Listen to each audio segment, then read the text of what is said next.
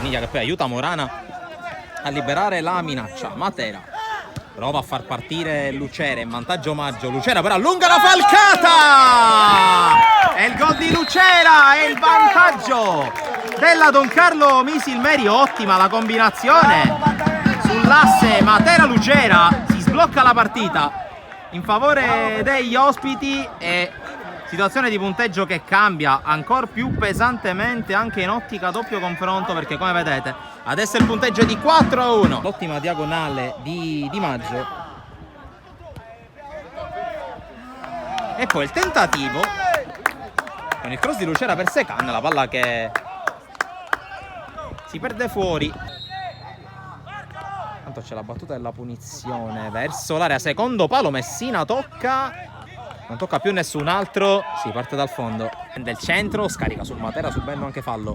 Matera allarga su Lucera ed è 1 contro 1 con Colley, questa volta però va al cross, Secan! È il 2-0 della Don Carlo Misilmeri, ancora una volta protagonista Raimondo Lucera, questa volta con l'assist per Mario Secan, e la rete dello 0-2 che amplia la forbice tra le due squadre. Finalizzatori fin qui della Don Carlo, tutti e 3 attaccanti hanno partecipato alle reti messe a segno oggi. Qui intanto l'avanzata di Morana che guarda la porta, conclusione sul fondo, non di molto.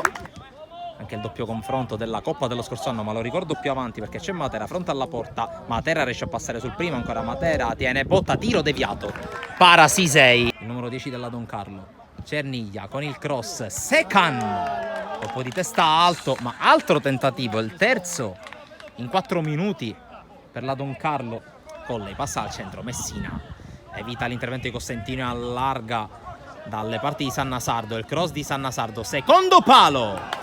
Il colpo di testa al lato di Barone, prima vera palla gol della partita per l'Oratorio. E allora attenzione a Ciancimino contro Giuliano, serie di finte, Giuliano non perde le distanze, poi ancora la triangolazione che si chiude da Agostino, Zummo poi riesce anche a salvarla, doppio salvataggio pazzesco di Alessio Zummo. Un cambio invece per mister Tarantino, vedremo se attingerà dalla panchina. Occhio al calcio di punizione con la battuta di Mustacciolo, Zummo in calcio d'angolo, ancora Alessio Zummo a volare. Controllo di Rama, ancora Rama, tocco per Colley, Colley col sinistro deviato, diventa ancora buono per Rama, l'intervento di Zummo a dire di no. Concialdi vuole il pallone sui piedi da regista, qui intanto rosso per Maggio,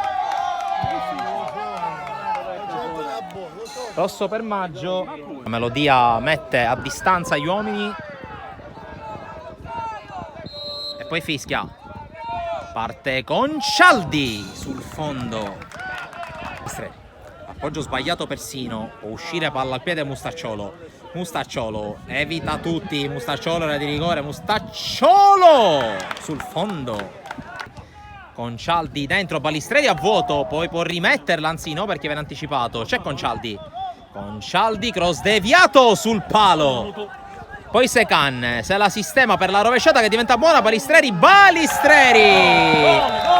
e la rete del 3-0, il gol di Pietro Balistreri, la prima firma dell'attaccante palermitano con la sua nuova maglia, e anche la rete che porta sul 6-1 il punteggio generale di questo duello. E Don Carlo che chiude in trionfo.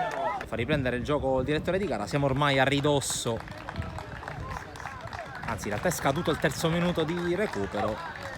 Signor Melodia se ne avvede e fischia 3 volte. Finisce in trionfo per la Don Carlo Misilmeri questo primo turno della Coppa Italia di eccellenza, battuto l'Oratorio San Ciro e San Giorgio Marinò col punteggio di 3-0 in virtù dei gol di Lucera e di Secan nel primo tempo, e poi la prima firma in maglia Don Carlo per Pietro Balistreri. Il punteggio finale lo vedete, 0-3 quest'oggi